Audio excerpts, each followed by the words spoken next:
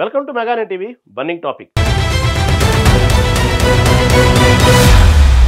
Delhi high court judge justice Yashwant Varma ఇంట్లో కోట్ల రూపాయల నోట్ల కట్టలు బయటపడ్డ ఘటన దేశమంతా కలకలం రేపింది. దీనిపై దర్యాప్తు జరిపిన ప్యానెల్ కీలక విషయాలను బయటపెట్టింది. అసలు న్యాయమూర్తి ఇంట్లో ఇంత పెద్ద మొత్తం నగదు ఎలా చేరింది? ఈ నోట్ల వెనుక అసలు కథ ఏంటి? సుప్రీంకోర్టు ఏం చేసింది? ప్యానెల్ ఫైనల్గా ఏం తేల్చింది?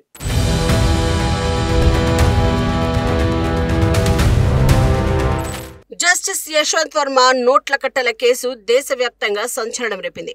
Supreme court chief justice Sanjiv Khanna ఈ ఘటనను సీరియస్ గా తీసుకుని 3 జడ్జీలతో విచారణ కమిటీని ఏర్పాటు చేశారు. ఈ కమిటీలో Punjab, Haryana high court chief justice Sheel Nagu, Himachal Pradesh chief justice GS Sandhawalia, Karnataka high court judge Anu Sivaraman ఉన్నారు. ఇటీవల ఈ కమిటీ తన నివేదికను సిజేఐకి సమర్పించింది. వర్మ ఇంట్లో 15 కోట్ల నగదు దొరికినట్లు, 500, 2000 రూపాయల నోట్ల సంచులను కనుగొన్నట్లు నిర్ధారించింది. అలాగే కమిటీ వర్మను జడ్జి పదవి నుంచి తొలగించాలని సిఫార్సు చేసింది. ఈ నగదు అక్రమ సంపాదనకు సంబంధించినదై ఉండొచ్చని పేర్కొంది. నివేదికను సిజేఐ రాష్ట్రపతి ద్రౌపది ముర్ము, ప్రధానమంత్రి నరేంద్ర మోదీకి పంపారు. జడ్జి తొలగింపు కోసం రాజ్యాంగంలోని ఆర్టికల్ 124(4) ప్రకారం పార్లమెంటులో చర్చ జరగనుంది. ఢిల్లీ పోలీసులు సీసీటీవీ ఫుటేజ్, 12 మంది సాక్షుల వాంగ్మూలాలు సేకరించారు. కానీ ఎఫ్ఐఆర్ నమోదు కాలేదు.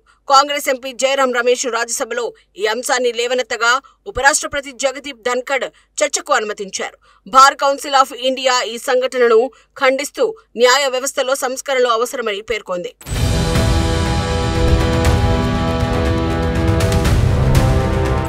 మార్చి 14న ఢిల్లీలోని జస్టిస్ వర్మ నివాసంలో అగ్ని ప్రమాదం జరిగింది. ఆయన నివాసంలోని స్టోర్ రూమ్ లో మంటలు చెలరేగాయి. ఢిల్లీ ఫైర్ సర్వీసెస్ సిబ్బంది రంగంలోకి దిగి 20 నిమిషాల్లో మంటలను ఆర్పేశారు.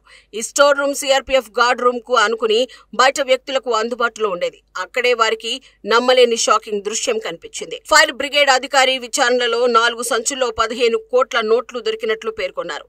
వర్మ ఆ రోజు భార్యతో కలిసి భోపాల్లో ఉండగా ఇంట్లో ఆయన కూతురు సాయిలి, వృద్ధ తల్లి రాజ్ కుమారి మాత్రమే ఉన్నారు. సీసీటీవీలో మంటలు చెలరేగిన సమయంలో అనుమానాస్పద వ్యక్తి కనిపించాడని పోలీసులు తెలిపారు. మార్చి 15 ఉదయం స్టోర్ రూమ్ శిథిలాలను తొలగించినప్పుడు నగదు అదృశ్యమైంది. Delhi police commissioner Sanjay Arora March 15 సాయంత్రం Delhi high court chief justice DK ఉపాధ్యాయకు సమాచారం ఇచ్చారు. రిజిస్ట్రార్ జనరల్ జతన్ సింగ్ తో కలిసి స్టోర్ రూమ్ ను పరిశీలించారు. కానీ నగదు కనిపించలేదు.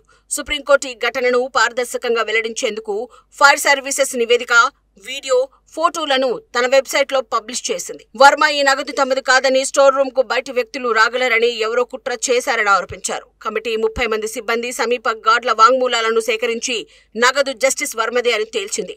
అయితే డబ్బు ఎక్కడిది అనే అంశంపై ఇంకా స్పష్టత రాలేదు.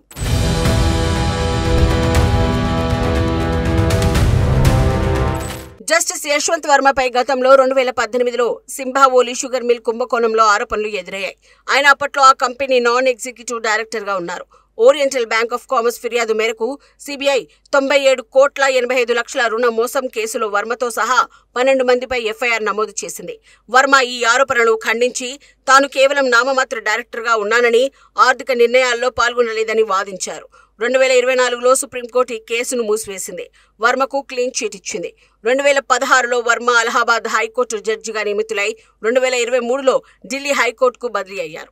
మార్చి 14న అగ్ని ప్రమాదం తర్వాత Delhi fire service chief Atul Garg మొదట నగదు దొరకలేదని, తర్వాత దొరికినట్లు విరుద్ధ వ్యాఖ్యలు చేశారు.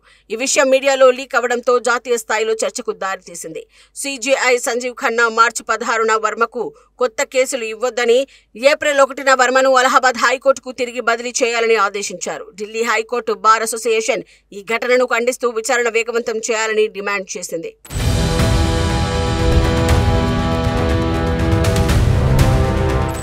ఈ కేసు ఇప్పుడు దేశవ్యాప్తంగా హాట్ టాపిక్ గా మారింది. కమిటీ నివేదిక తర్వాత జస్టిస్ వర్మ పదవి తొలగింపు దాదాపు ఖాయమైనట్టు కనిపిస్తుంది.